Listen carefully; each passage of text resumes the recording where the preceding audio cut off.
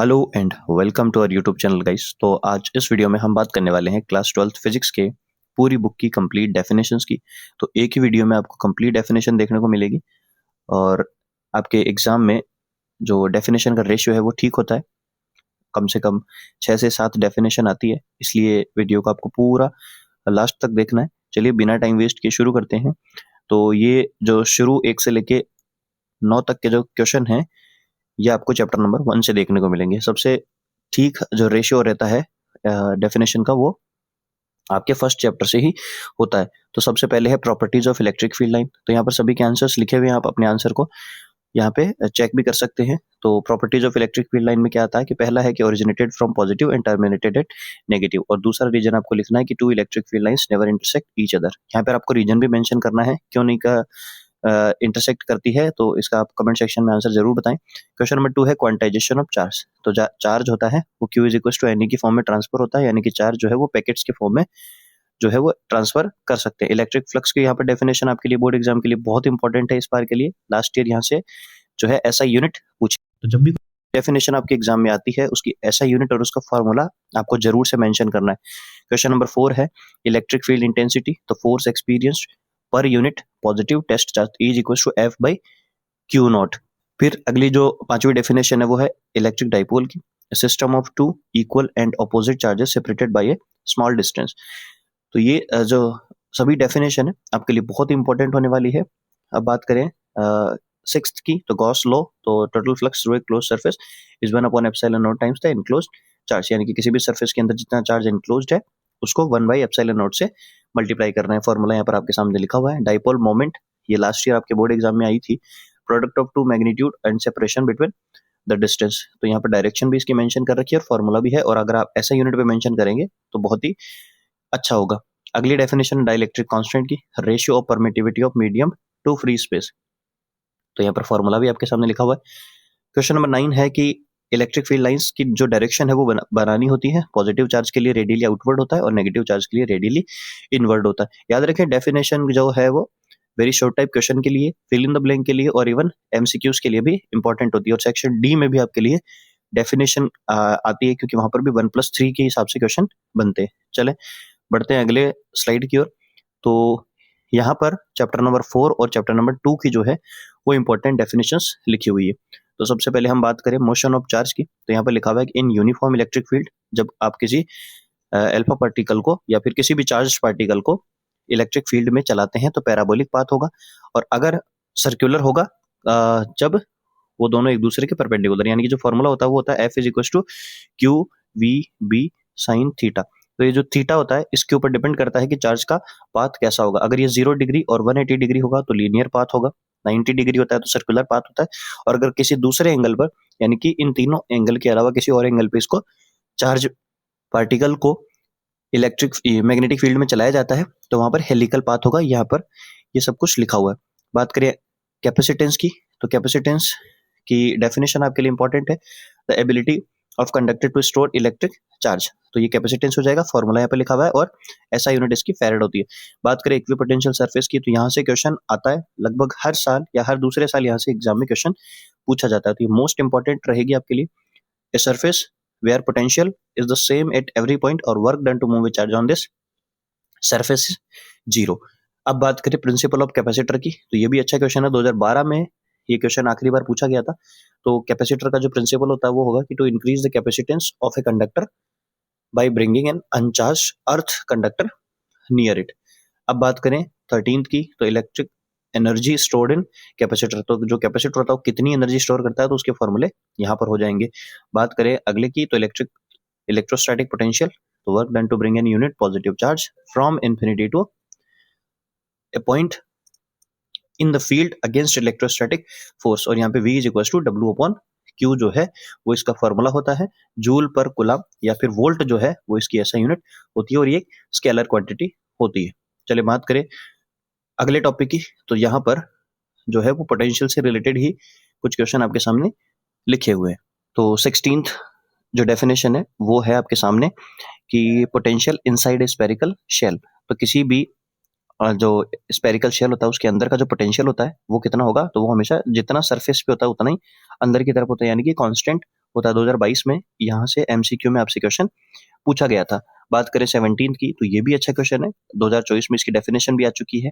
और dielectric strength air के लिए भी आपसे पूछता है, तो डाइलेक्ट्रिक स्ट्रेंथ क्या होती है? The maximum electric field A dielectric substance can withstand without electric breakdown losing insulating properties. यानी कि जब कोई चार्ज पार्टिकल जब न्यूट्रल होता है तो वो कुछ इस प्रकार से रहता है, और जब एक्सटर्नल इलेक्ट्रिक फील्ड अप्लाई किया जाता है तो ये पोलराइज्ड होकर माइनस इधर और प्लस इस तरफ हो जाता है। तो अगर हम इलेक्ट्रिक फील्ड, जो एक्सटर्नल इलेक्ट्रिक फील्ड है, उसको बढ़ाए जा रहे हैं तो क्या होगा कि ये टूटेगा।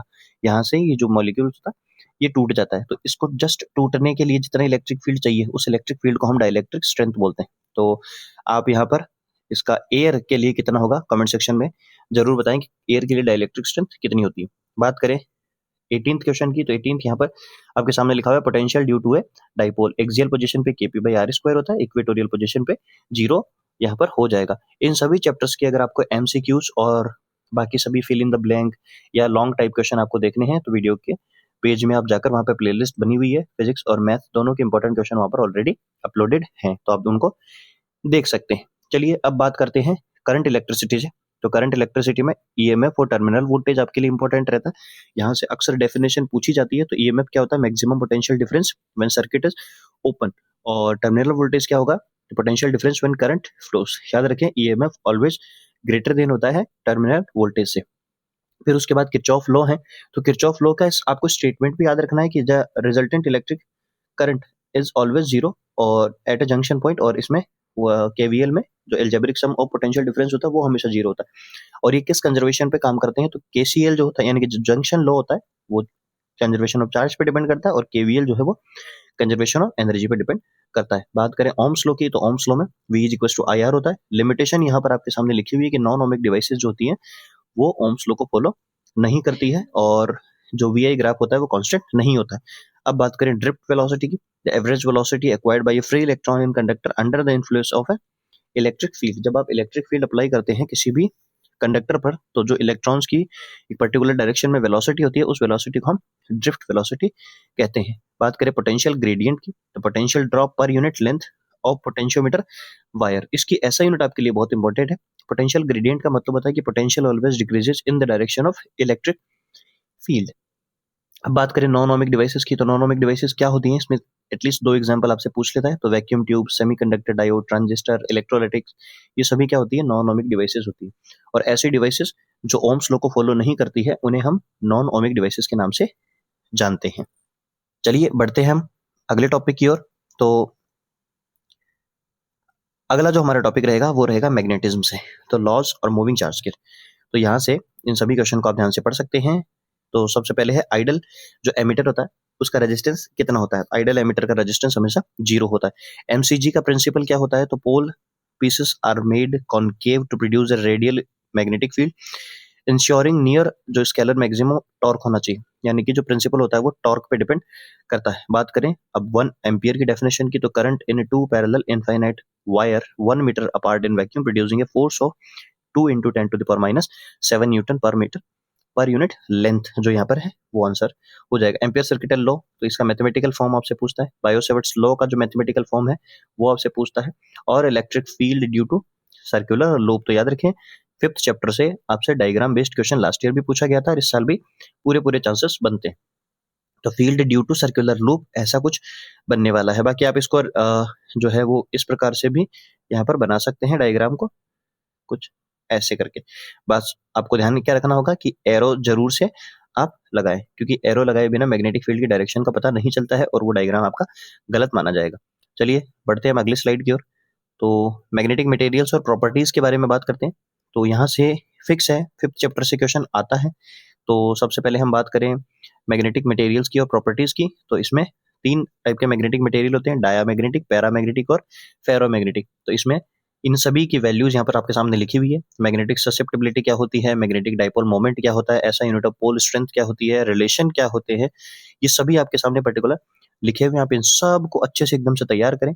और ये जो है वो आपके सामने गॉस लॉ फॉर इलेक्ट्रोमैग्नेटिज्म है कि अगर मोनोपोल एग्जिस्ट करते तो क्या होता और नहीं करते तो क्या होता। मोनोपोल एग्जिस्ट नहीं करते हैं, इसलिए याद रखें कि जो B.DA होता है वो हमेशा 0 होता है। और अगर मोनोपोल एग्जिस्ट करते तो गॉस लॉ क्या होता, आप इसका कमेंट सेक्शन में जवाब जरूर से लिखें। चलिए बढ़ते हैं अगली स्लाइड की ओर। तो अगली स्लाइड आपको देखने को मिलेगी इंडक्शन और एसी चैप्टर से।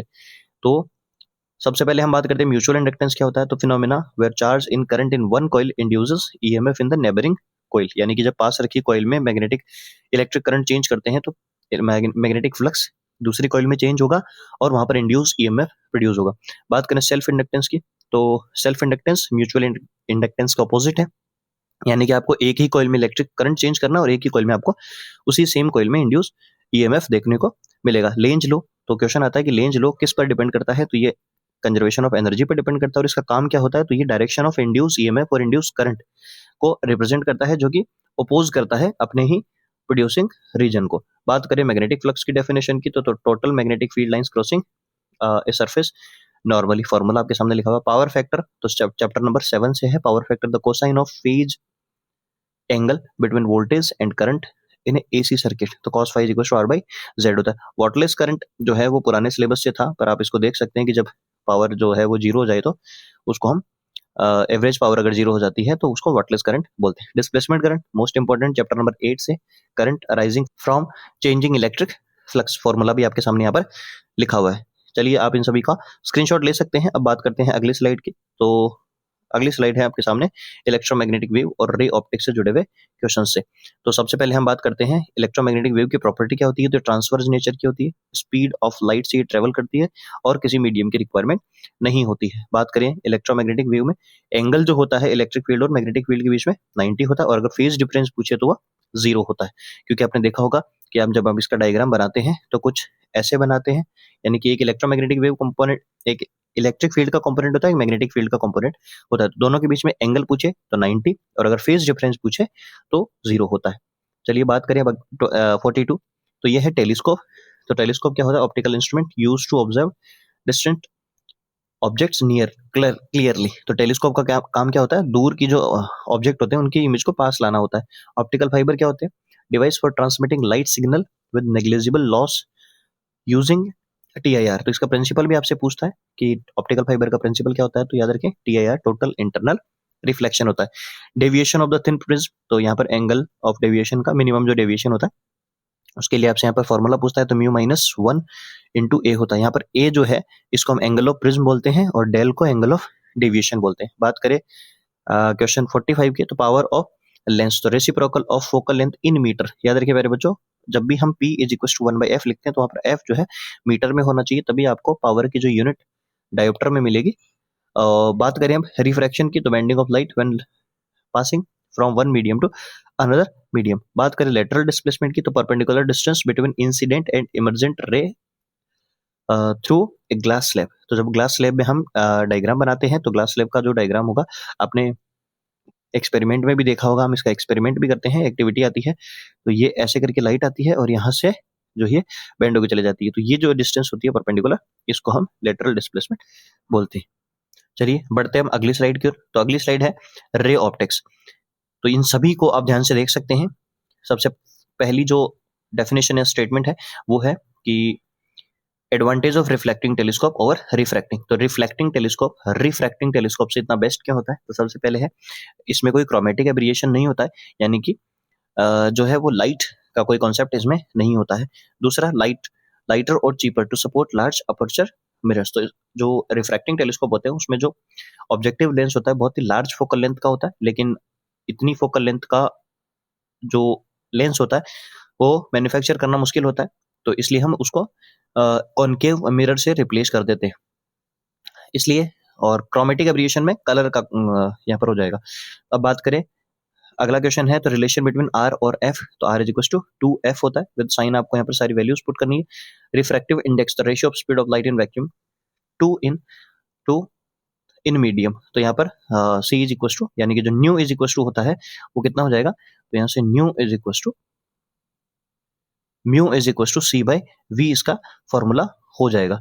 चलिए अब बात करते हैं 51 की। तो magnifying power of compound microscope, formula आपके सामने यहाँ पर लिखा हुआ है, तो यहाँ पर फॉर्मूले की ही बात हुई थी नॉर्मल एडजस्टमेंट के केस के लिए। अब बात करें टीआईआर की, तो टीआईआर के लिए कंडीशंस क्या होती है, तो light travel from denser to rare medium होना चाहिए और एंगल ऑफ इंसिडेंस जो है क्रिटिकल एंगल से ज्यादा होना चाहिए। दो इंपॉर्टेंट इसकी कंडीशन होती है। बात करें कंपाउंड माइक्रोस्कोप की, तो instrument using 2 lenses to magnify tiny objects. तो जैसे सिंपल माइक्रोस्कोप 8 से 9 गुना मैग्नीफाइड करता है, लेकिन ये लगभग 100 गुना तक इमेज बना सकता है, यानी कि लार्ज इमेज बना सकता है। तो हम कंपाउंड माइक्रोस्कोप यूज करते हैं, जिसमें 2 लेंस होते हैं, एक ऑब्जेक्टिव लेंस और एक आईपीस लेंस। कौन सा लेंस छोटा और कौन सा लेंस बड़ा होता है, ये आप कमेंट सेक्शन में बताएं।